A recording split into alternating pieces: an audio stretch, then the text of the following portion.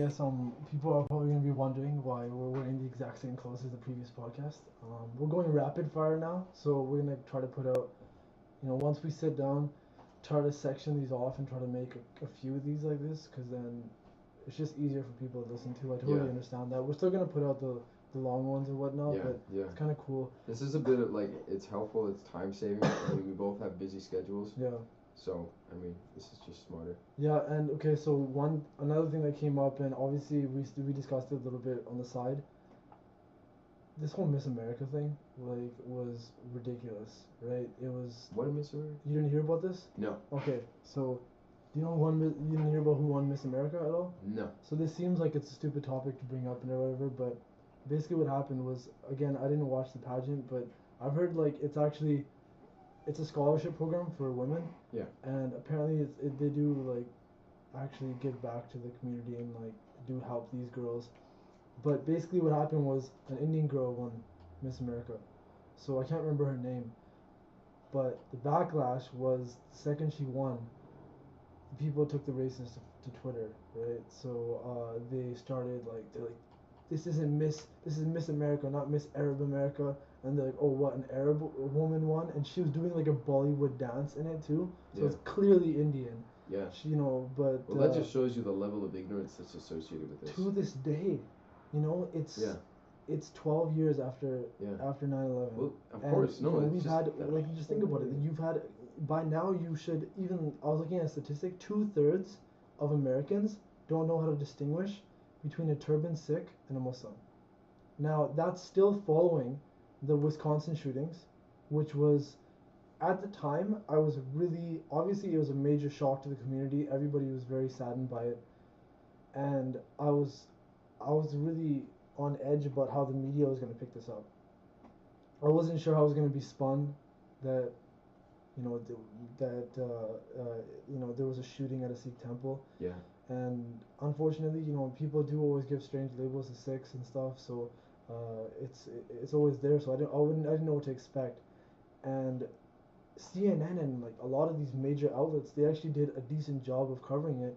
That when the Wisconsin shootings happened, CNN, really? Yeah, and even CNN, like they had actual Sikhs come on and talk about the history of Sikhism and talking that Sikhism is like more of a peaceful religion. Yeah. And how contrived this event was. Yeah, so it was addressed pretty well by the media, and I was surprised, and actually really like they had the first anniversary of it too, just a while back, and again it was coming together of the community.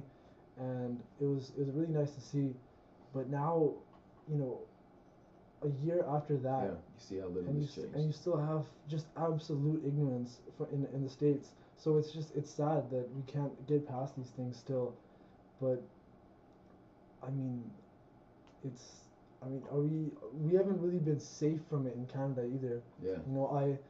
Like I said, surprisingly over here, there's this one time I was outside of a department store, and I was telling you, I got jumped by two individuals that were slurring me with like racial slurs and stuff, and they were like threatening to do stuff and whatnot, and there was I had a couple of friends with me, and it was a really bad, like, traumatizing situation for them, and we've had other occurrences here and stuff, but it's at the same time I had the optimism that we're moving towards a better understanding of each other. Yeah. But in the States, it's like they're stuck in time still.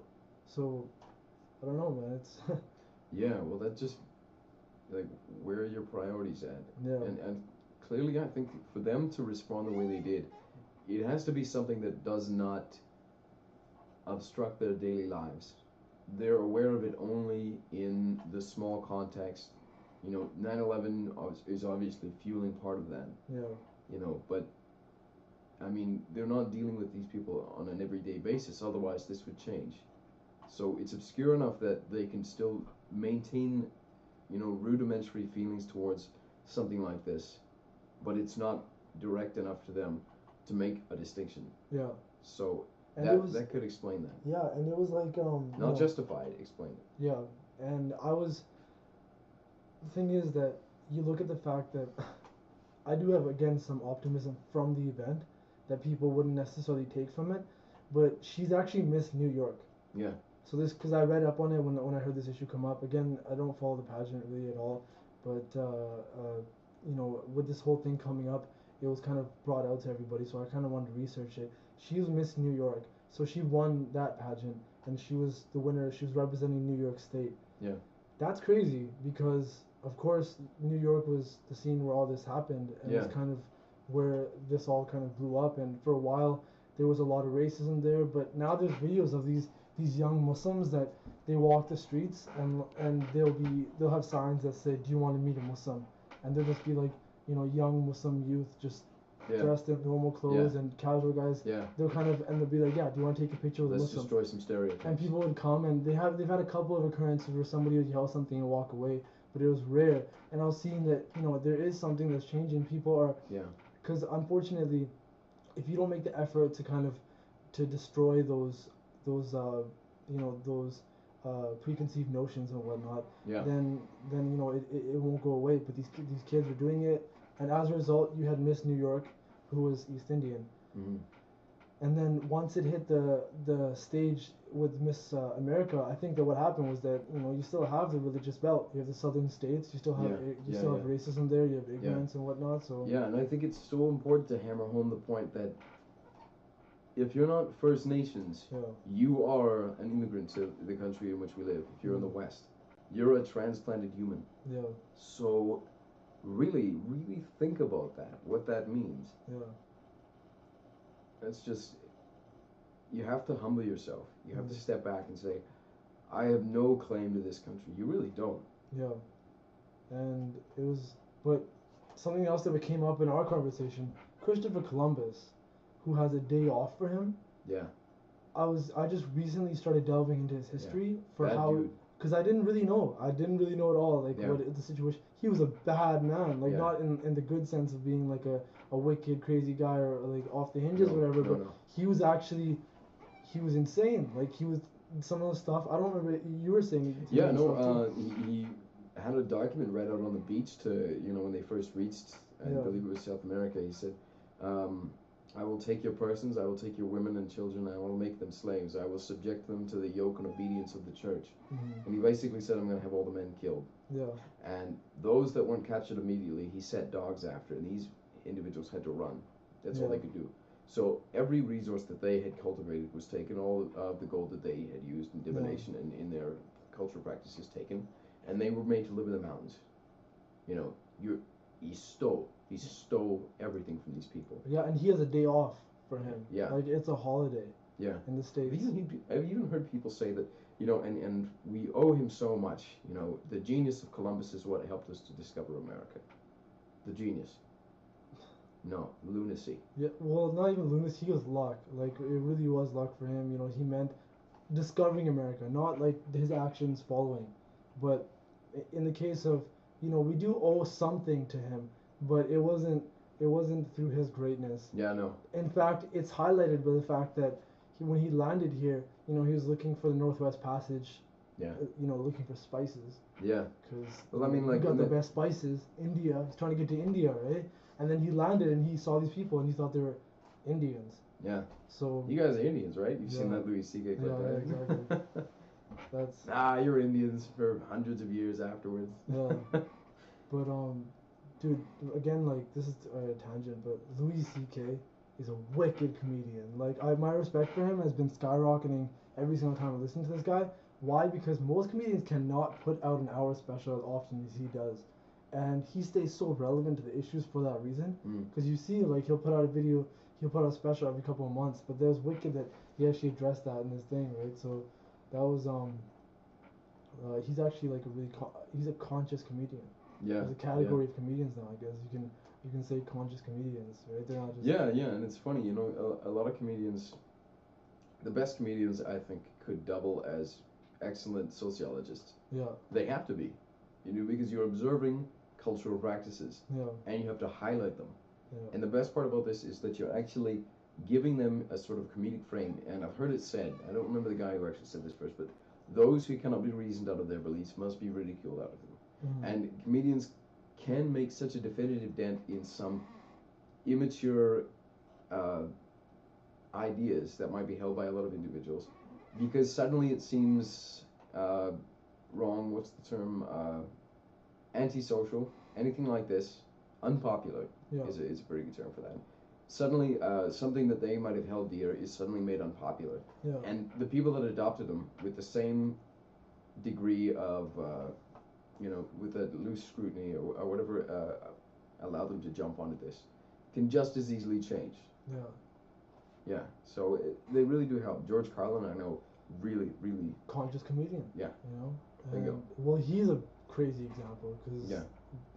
And it's a lot of people get surprised that I take, I take from his wisdom because they're like, you still kind of have a little bit of, religious, just again, to actually make the separation between being religious and spiritual is something that you have to constantly make, because when somebody says that they're religious, it doesn't necessarily mean they're spiritual, right? No, I think so. When Because I hear religious that is term, like acknowledging the path, and like spiritual is actually walking on it. Right? That's a really I really like that. That's very good. Because when I hear religious, I think of somebody who doesn't want a God, doesn't want a relationship with spirit, whatever you'd like to call it, to know what existence means. They want a belief system. Mm-hmm. They want something to console them because it's a big, scary world. Yeah. And it doesn't make any sense. Yeah. So you have a beautiful little belief system now that can easily insert you in it. You now have a community that will reinforce this idea. If you want to be spiritual, that means saying, I don't think they have the answer, and I don't think I have the answer. So I need to keep my mind open and just keep moving forward. Yeah. That's what that means. Yeah. Accepting that you don't, and that again, only come to that's yourself. not to say that somebody can't be spiritual if they're religious. That's I'm not saying that at all. That's like, obviously being religious is for some people, it allows you, like you said, to have that structure and have that direction. So it is interesting though, because you don't find that as often as you would think that somebody is both of those, and that's why you have in the highest levels of religion in the world, the highest institutions of religion, you find corruption and all these things, is because people they adhere to this system of structure, but they don't actually take the benefit from it that they can. They don't actually let it seep in. Yeah. No, they don't. Well, I mean, it's with organized religion. Mm-hmm. You got to look really closely. I know there was I don't know if this is the actual name of the guy, but there's a very popular TV evangelist. I think it's Pat Robertson. Robertson, not sure. I have to double check. He's an evangelist? Yeah. Yeah, he's the guy doing the Bluetooth thing, I think? Or? I'm not sure if he was the one doing that, but I know that he recently had this a campaign to bring medicine to children in Africa. Mm-hmm. Now, I know that panned out in such a way that he went over there with a team of doctors. He actually managed to get that far. Most of which didn't know his name, didn't know that he was even associated with the project. All they brought over were some rudimentary, safety kits or first aid kits and Tylenol for a small group, living. I think it was Tanzania. I'm not quite sure, but brings over what is essentially unnecessary, and proceeds to begin work on a diamond mine, not too far from the place that he was set to, aid. So look carefully at the structure. Yeah. It's pyramidal. There's a reason why it's lasted the way it has. Major religious structures, I've noticed, don't step on very many toes in terms of multinational corporations or other governments. They seem to fit very nicely into sort of the belief structures that are already set within the society. Yeah. They don't deviate too much from it. That's interesting. Well, that's convenience, right? Because then you don't step on people's toes. You don't allow people to degrade that structure, right? Because nowadays, realistically, we don't always need religion. I've met people that are just wicked people that just have an aura of them of positivity. Yeah. Not to say that they're crazy, like they have some supernatural powers to them or anything, but they have this aura of just like the positivity that you feel it when you step in the room. But they won't necessarily have adhered to any religious practices. And then some of them are actually against organized religion. Yeah. And then you'll see that they still. It's interesting nowadays. People are, instead of trusting in the words of others, they're willing to make that leap of faith. leap of faith, and it is harder because again, religion kind of it presents to you things that you need, like you need morality, right? In this world, Yeah. you need community, right? And you need family, like values and these things. Yeah. And those are things that religion does offer. So for that reason, people see that it makes them live practically in this world. So you can be religious and just have religion a part of your life, Yeah, but it's an not excellent actually ever tool. step out. Yeah, no, it's an excellent tool. It's an Yeah. excellent stepping stone. Yeah. I think it's up to individuals themselves to make the choice whether or not they might want to move on their own. Yeah. And I think that's the only way to proceed in some cases, is to actually make a personal connection within yourself. Yeah. So again, that all comes back to what we were discussing in the last one, and that's just the idea of what's your focus. You know, are you clinging to distractions, or are you clinging to things that make you feel good in the short term while ignoring what you feel needs to be done in the long term? Yeah. And I know we're all That guilty of analogy that in that some you just cases. gave, right, when we were talking. Yeah. Yeah. There was there's a story I in Autobiography of a Yogi. There's a story wherein a monk who's taken a vow of silence is walking down a street, and he accidentally crosses paths with a warrior who, without thinking, turns and nearly severs his arm. Now, being a yogi, he doesn't really make much of this at all. Yeah. In fact, he just takes his arm, apparently puts it back in the socket, bleeding stops, and the warrior, seeing that he's a yogi, prostrates himself before the yogi, pleading for forgiveness, for acting so rash, and the yogi quietly sits down in the sand and writes, basically how this warrior can make amends if he truly wants to make, spiritual amends. And the yogi writes in the sand, do not do what you want to do now so that you can do what you like to do later. And that basically says that, we find examples of this in our own lives, but if we can say, stop playing video games, and focus on studies, then you get a better standard of living later on. Yeah. You get an opportunity to actually develop your mind and your body and everything that comes with that. You have an opportunity that's much greater than if you were actually just sitting and playing video games. You'd find you had so much wasted potential if you followed that path. Yeah. That's just an example of which. And then you gave a side analogy that basically if you go to a kid and you offer them a jelly bean, you say this that, was actually an experiment that was done. Yeah. So you were saying about that actually. Yeah. Well, they perform an experiment. I told you about this, where they set a kid in a room, and before him is a bowl with a jelly bean in it, or a gummy bear, and they say, you can have this right now, or you can wait 15 minutes for me to leave the room and come back, and you can have two. Now, a majority of the children that were observed in the study took the jelly bean, the single one. They didn't wait. And it's really funny the way we kind of work. Because, well, in that case, when we look at it, and some people will get defensive and saying, "Oh, that's children," they're basing it on their natural instincts, and they're not as civilized or as mature. But you know what I find children to be a representation of? They don't they do what makes what they actually. They're very transparent. That's what I'm trying to say. Yeah. That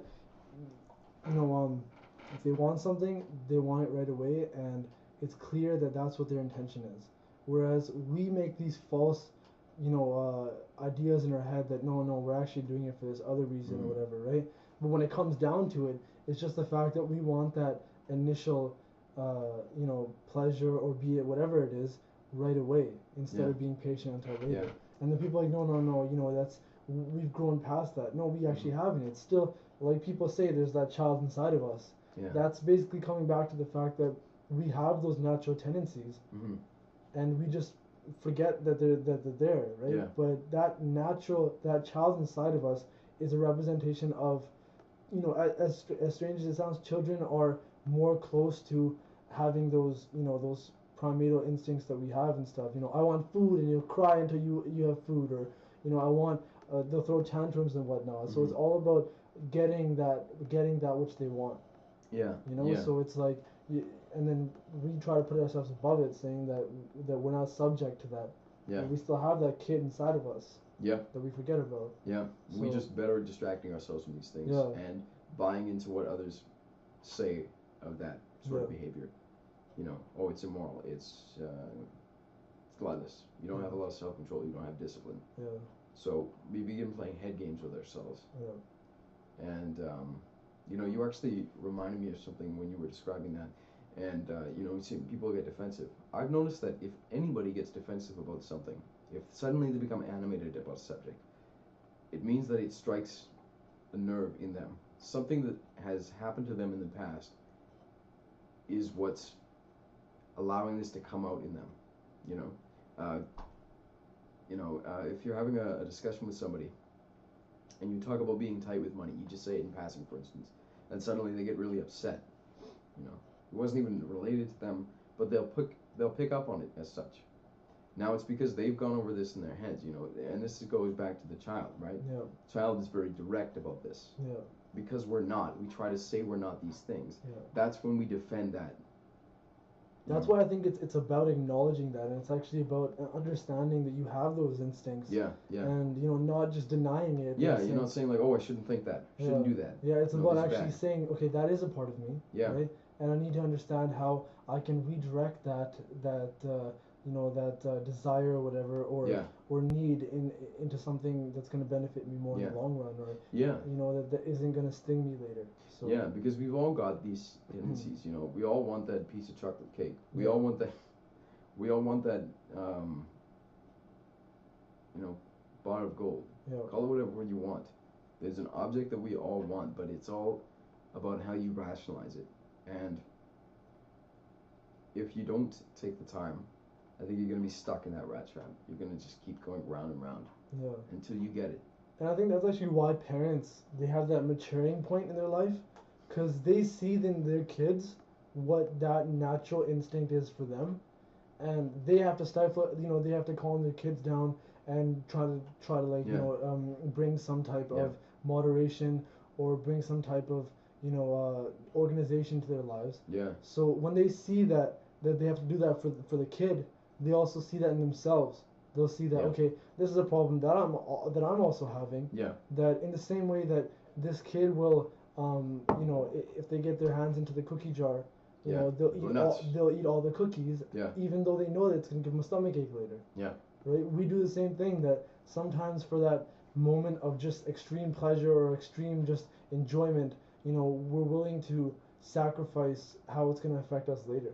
Yeah. So parents are able to have that. They're able to make that distinction in their children and that separation, and then from that they're like, okay, you know what? Now I'm not going to be as easily swayed. But they don't see that that's where it's coming from necessarily.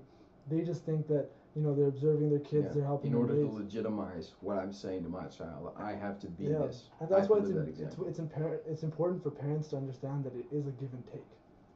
That you are giving to your kids, but they're giving you something back. They're helping you grow and stuff. They're helping you change in some way. Yeah. So that's something that's really I don't know, it's cool. It's cool to observe that for people around me nowadays, we have a lot of friends that are having kids for the first time, or they're and Ricky being a prime example. Mm-hmm. And you see that when he'll always give us examples that, oh yeah, I saw Michael doing this, and I was like, oh man, that was crazy. Like, he'll give examples, and it's because you're constantly observing that kid, and what you're doing in that is what we should be doing before, is observing that to ourselves. You should be observing yourself and seeing that, and managing those things. Yeah. But we don't do that. So then it takes that moment for parents to have kids to actually understand that. Yeah. So it's kind of it is really a give and take. And So bottom line, I think it's just, if you ever want to get out of this cycle that we find ourselves in, I want that, but I'm going to deny myself. Yeah. Either I take that and I lose self-respect, or I don't take that and I continue to beat myself up and tell myself that I deserve a treat until you eventually break. If you want to get out of that, you need to be conscious, and you need to be honest with yourself. And if you can't do that, you can't be honest with anybody else. Yeah. Exactly. Yeah. So and it is just being honest to yourself. So that's the biggest thing. That's the take-home thing from today, is that you need to figure out your own stuff. And sure, we get these boosts in life where we're granted like a little bit of wisdom just through our circumstances. Yeah. But if you can do it yourselves, like, you know, why not, right? Yeah, So- and I think, I mean, this happened for me, and I'm sure there's others out there too. But it's very important to try to work on yourself, Yeah. because you're not gonna improve the environment. You're not gonna be able to save the world and improve things for everybody else until you actually do that for yourself. And some people like me have a tendency to say that's selfish, but it's when you break it down, you really, you know, if you're drowning, you can't save anybody unless you find yourself a flotation device. Yeah. And that flotation device is you being conscious of yourself and recognizing your own issues and breaking those bad habits. That's what it comes down to. Definitely. But yeah, you said we're about almost time up on this one. Or? Yeah. I think if we want to keep it nice and succinct. Yeah. So okay. That was another one in the series. We are actually having so much fun with this, so we are gonna keep doing this as much as we can. Please give us as much feedback as you can, and you know, if now for the first time we're getting to the point where we're comfortable enough to actually start putting this out, and we might be doing, you know, a little bit more word of mouth kind of thing and telling people about this. Till now, you know, myself and I think I can speak for Graeme, like we've been a little bit hesitant before telling people that we're doing this, just because it is a growing thing for us, and it's wicked because we're just trying to do that in ourselves, that if we talk about these topics, it gives us a reminder that we need to actually work on this in ourselves. So again, it's not that we know anything, we don't know anything, but through this podcast we're getting a reason to actually research these things and see these perspectives.